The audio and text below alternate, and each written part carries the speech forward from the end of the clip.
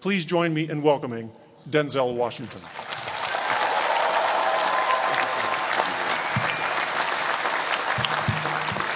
Thank you. Thank you very much.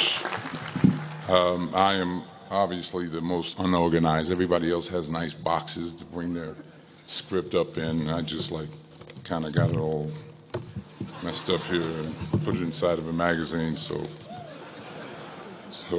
in fact, I don't even have it in the right order. Wait a minute, let me get it in the right order here. So if it starts flying around the stage, just, run around and grab it for me and bring it back up here for me. I'll keep going as I can. President Gutman, Provost Price, Board Chair Cohen, fellow honorees, beautiful honorees, and today's graduates. I'm honored and grateful for the invitation today. It's always been great to be on the Penn campus.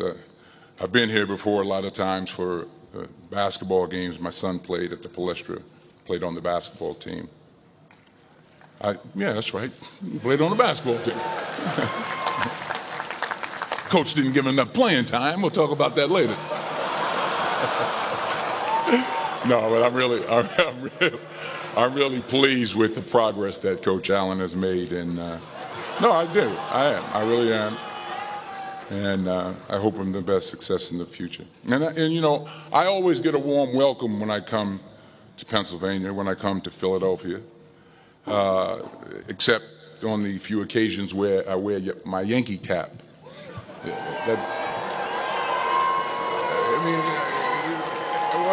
What's wrong with that? I can't suddenly just switch up and wear a Philly cap. I mean, it's like taking your life in your hands around here when you wear a Yankee cap. I'm telling you. I met a couple of guys and they were like, "Hey, we love you, Denzel, but you walking around with that hat on. We don't care who you are." So you'll be happy to see that I'm not wearing my Yankee cap today. I'm wearing my Yankee socks, my Yankee T-shirt, my Yankee jock shorts, my Yankee underwear, my Yankee toe warmers, but not my Yankee cap. But still, I'll be honest with you, I'm a little nervous. I'm not used to speaking at a graduation of this magnitude. It's a little overwhelming.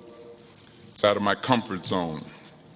You dress me up in army fatigues or throw me on top of a moving train, as someone said, unstoppable, or ask me to play Malcolm X, Reuben Hurricane Carter, or Alonzo from Training Day. I can do that. But a commencement speech, it's a very serious affair, and it's a very different ball game. There are literally thousands and thousands of people here. And for those who say, well, you're a movie star, millions of people watch you and watch you speak all the time, well, that's true. That's technically true. But I'm not actually in the theater watching them watching me. I think that makes sense. I mean, I'm not there when they call for a fidget around or pull out their iPhones or text their boyfriend or scratch their behinds or whatever it is they're doing in the movie theater. But from up here, I can see every single one of you. And that makes me uncomfortable. So please, don't pull out your iPhones and don't text your boyfriend until after I'm done. Please. If you have to scratch your behind, I understand. Go ahead. I was thinking about this speech, what I should say. I figured the best way to keep your attention would be to talk about something, really like juicy Hollywood stuff. I thought I could talk about me and Russell Crowe getting in arguments on the set of American Gangster, but I said, no, you're a group of high-minded intellectuals, you're not interested in that. Or maybe not.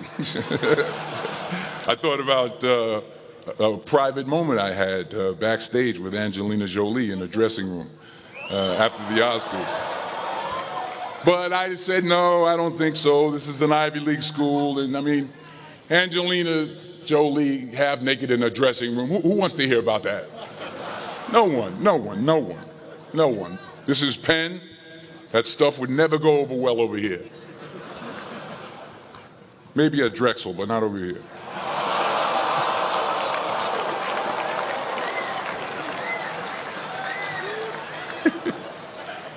Woo, I'm in trouble now. So I was back to square one, feeling the pressure. So now you're probably thinking, if it was going to be this difficult, this much pressure, why did I even accept today's invitation in the first place? Well, you know, my son goes here, that's number one. That's a good reason. And I always like to check to see how my money's being spent. And I'm sure there's some parents out there who can relate to what I'm talking about. Yeah. Everybody upstairs. And there were some other good reasons for me to show up. Sure, I got an Academy Award, but I never had something called a magic meatball after waiting in line for half an hour at the food truck. Yeah.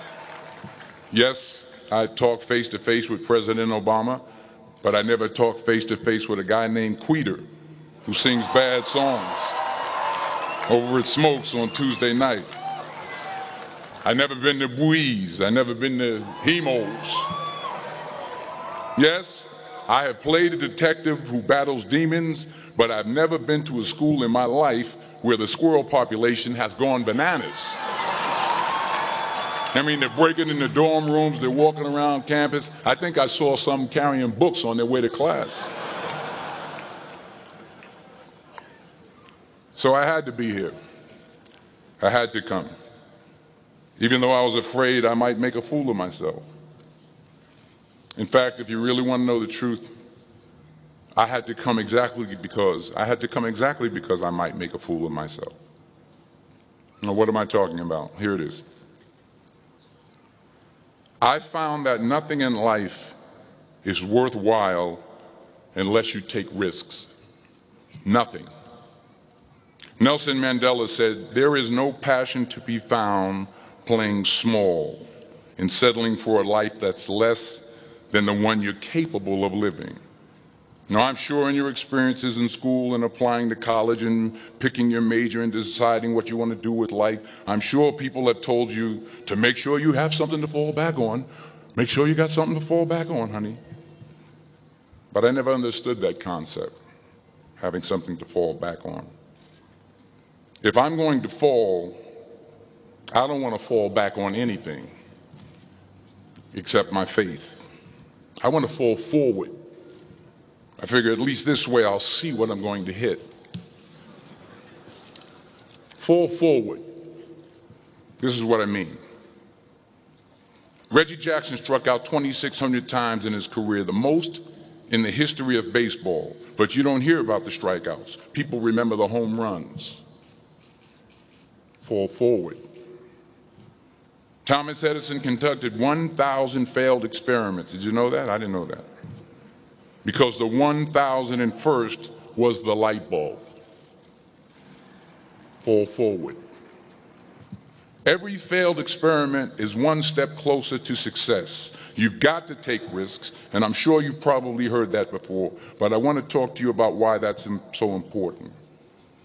I got 3 reasons, and then you can pick up your iPhones. First, you will fail at some point in your life. Accept it. You will lose. You will embarrass yourself. You will suck at something. There's no doubt about it. And I know that's probably not a traditional message for a graduation ceremony, but hey, I'm telling you, embrace it because it's inevitable. And I should know. In the acting business, you fail all the time. Early on in my career, I auditioned for a part in a Broadway musical. Perfect role for me, I thought, except for the fact that I can't sing. So I'm in the wings, I'm about to go on stage, but the guy in front of me, he's singing like Pavarotti. He's just, and he's just going on and on and on, and I'm just shrinking, I'm getting smaller and smaller. So they say, "Oh, thank you very much, and you'll be hearing from us." So I come out with my little sheet music, and it was Just My Imagination by the Temptations. That's what I came up with. So I hand it to the accompanist, and she looks at it and looks at me and looks out at the director and was like, all right. So I start, I'm going to sing. I'm like, it's just my imagination once again, and they're coming away with me. And they're not saying anything, so I'm thinking I'm getting better. So I start getting into it. It was just my imagination. Running. This, thank you very much, Mr. Washington. Thank you. So I assumed I didn't get the job. But the next part of the audition, he called me back. The next part of the audition is the acting part of the audition. So I'm like, hey, okay, maybe I can't sing, but I know I can act. So they pair me with this guy, and again, I didn't know about musical theater. And musical theater is big, so they can reach everyone all the way in the back of the stadium. And I'm more from a realistic, naturalistic kind of acting where you actually talk to the person next to you. So I don't know what my line was. My line was, well, hand me the cup. And his line was, well, I will hand you the cup, my dear. The cup will be there to be handed to you. I said, oh, okay. Well, should I give you the cup back? Oh, yes, you should give it back to me because that is my cup and it should be given back to me. I didn't get the job. But here's the thing. I didn't quit. I didn't fall back. I walked out of there to prepare for the next audition, and the next audition, and the next audition. I prayed. I prayed, and I prayed. But I continued to fail, and fail, and fail. But it didn't matter, because you know what? There's an old saying, you hang around the barbershop long enough, sooner or later you're going to get a haircut. So you will catch a break, and I did catch a break. Last year, I did a play called Fences on Broadway. Someone talked about it. Won the Tony Award. And I didn't have to sing, by the way. But here's the kicker. It was at the Court Theater. It was at the same theater that I failed that first audition 30 years prior. The point is, and I'll pick up the pace, the point is every graduate here today has the training and the talent to succeed. But do you have the guts to fail? Here's my second point about failure. If you don't fail, you're not even trying. I'll say it again. If you don't fail, you're not even trying. My wife told me this great expression. To get something you never had, you have to do something you never did. Les Brown's a motivational speaker. He made an analogy about this.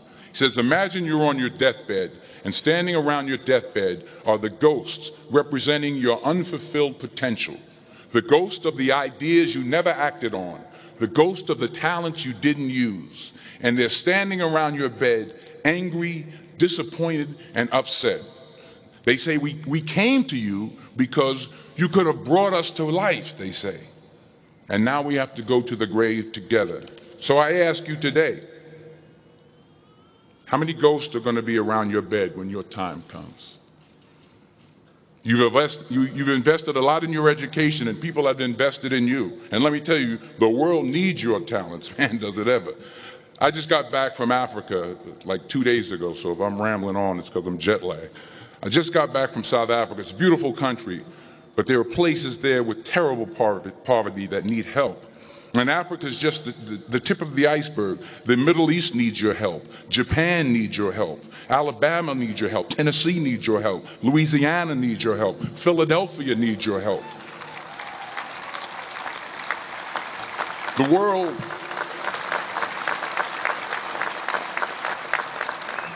world needs a lot, and we need it from you. We really do. We need it from you young people. I mean, I'm not speaking for the rest of us up here, but I know I'm getting a little grayer. We need it from you, the young people, because remember this. So you got to get out there. You got to give it everything you got, whether it's your time, your talent, your prayers, or your treasures. Because remember this. You will never see a U-Haul behind a hearse.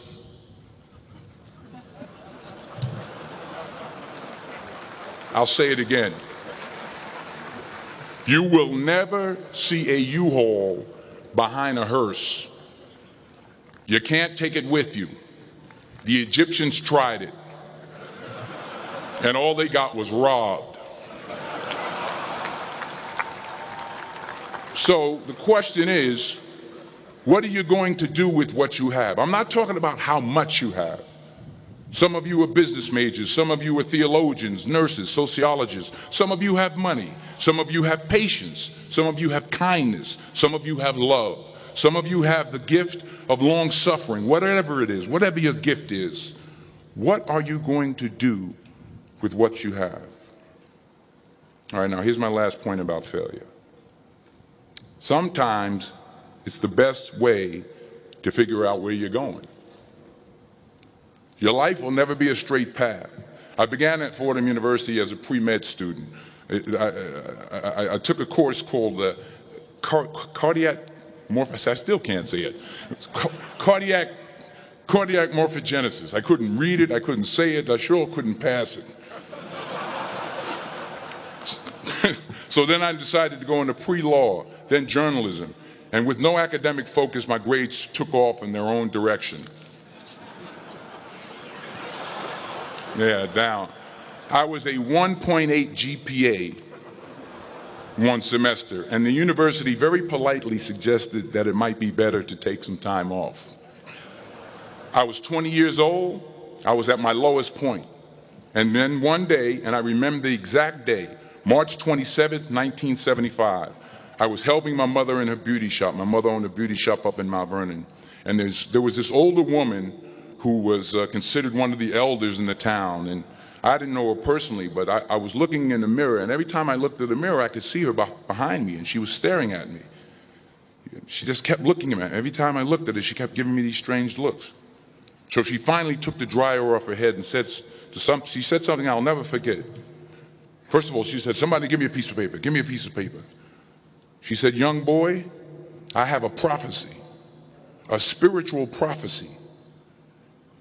She said, "You are going to travel the world and speak to millions of people." Now, mind you, I'm 20 years old. I'm flunked out of school. In fact, like a wise ass, I'm thinking to myself, maybe she's got something in that crystal ball about me getting back into school next fall. But maybe she was on to something, because later that summer, while working as a counselor at the YMCA camp in Connecticut, we put on a talent show for the campers. And after the show, another counselor came up to me and asked, "Have you ever thought about acting? You're good at that." So when I got back to Fordham that fall, I got in and I changed my major once again for the last time. And in the years that followed, just as that woman prophesied, I have traveled the world and I have spoken to millions of people through my movies.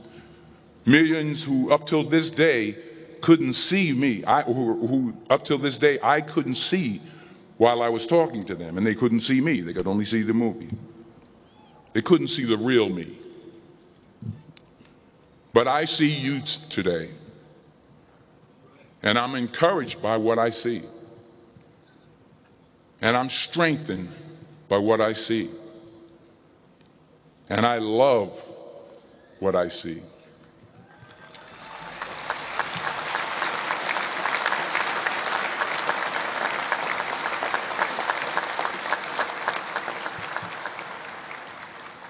One more page, and I'll shut up. Let me conclude with this one final point, and actually the president kind of brought it up. It has to do with the movie Philadelphia. She stole my material. Many years ago, I did this movie called Philadelphia. We filmed some of the scenes right here on campus.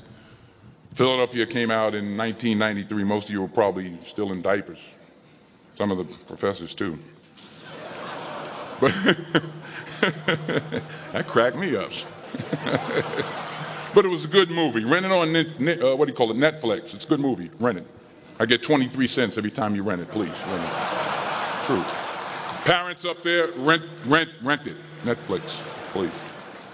Tell your friends too. It's about a man played by Tom Hanks who's fired from his law firm because he has AIDS. He wants to sue the firm, but no one's willing to represent him until a homophobic ambulance chaser lawyer, played by yours truly, takes on the case.